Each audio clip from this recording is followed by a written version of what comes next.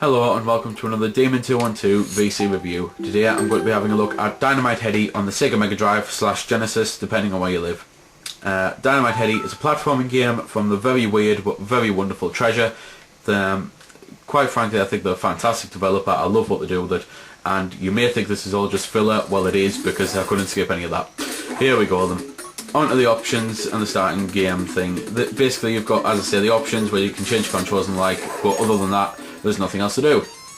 Starting game here, you get those little cutscenes but you can skip them thankfully, and this is literally how the game starts. You're in a mad dash, running all the way to the right now, running to the left, jumping about, trying to figure out your controls because there's nothing else to do, and the whole point is you have to wait until you can actually attack something. The whole point of the story is there's people out there trying to destroy you and capture you because you're a certain type of toy. So you escape and you have to try and free your friends.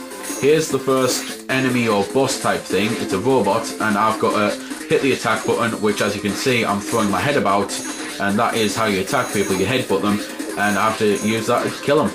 This is pretty much the whole game, but it does get more in depth. It's not constantly running right or left while everything's flying at you at 100 miles an hour. It does turn into a proper platformer, so I'll just show you that now.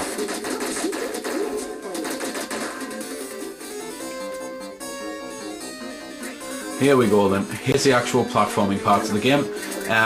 Just after that mad dash section and before this you get a practice area. You can skip it if you want to, but if you've only just, well, if you're just about to download the game and you've never played it before, I'd recommend doing it. It does help. The whole point of the game is go left to right and the likes, getting killing enemies and getting to the end of the stage and fighting the bosses. The top left you will see a spotlight with a H in it. That is your energy meter, and this is the first things on the game. It's the different types of heads. You can swap your head for other things.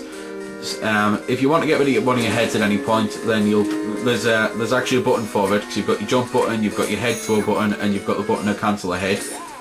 There's loads of different types of heads. They all do different things. Some turn your head into a spike head so you can use it to climb walls. Some you can suck a load of enemies up, which I've just actually had earlier on. There's ones that turn you invisible so that you can't get hurt. There's this one here that gives you wings on your head so you can go really fast and throw your head really far. So loads of different things to look out, and they'll all come in handy at different points in the game really.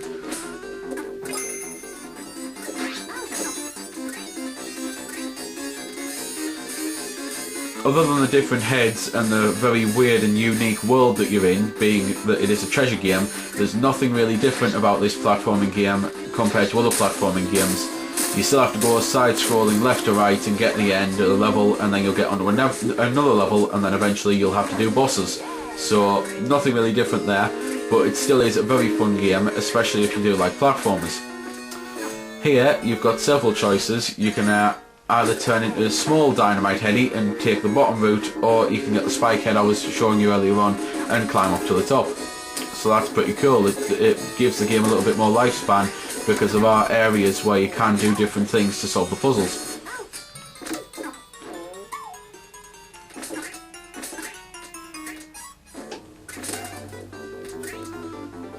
Music wise, it's I think the music's pretty good, but I don't think it's anything too special. I'll just shut up for a few seconds and let you have a listen.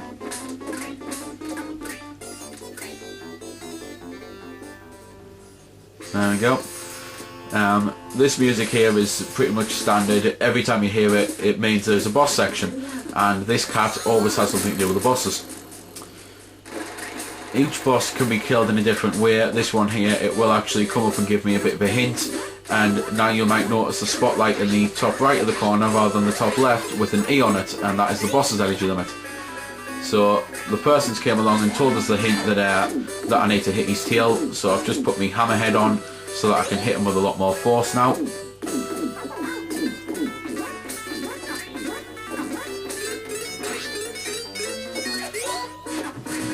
Pretty can be pretty fun and pretty irritating at the same time. This game has one continue and that's it.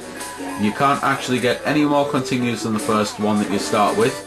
You can't you can't put in any cheat codes or anything to skip through the first few levels, so you've got to actually beat it in one go, and you've got to beat it with only the one continue. So many people find that very irritating, and they say, well, it makes the game too hard, but that's just it. It makes the game a little harder. It makes it more challenging, which is something that a lot of people want. It's something that I definitely want anyway. There are actually overall 9 stages in the game, and then final stages. So you'll go through the 9 scenes, with each with different amounts of sections and sub-stages, and then you'll get up to the final stages, which depending on what you do in the game, depending on if you get one of them. So I'm not going to say much because it's something that you want to discover on your own, but it does mean that the game has quite a lot of lifespan, especially because the chances of you beating it on your first go are quite slim, because I don't really know anyone who's managed to beat it in one continue on their first go. So there we go then. That's been the review. I hope you found it helpful.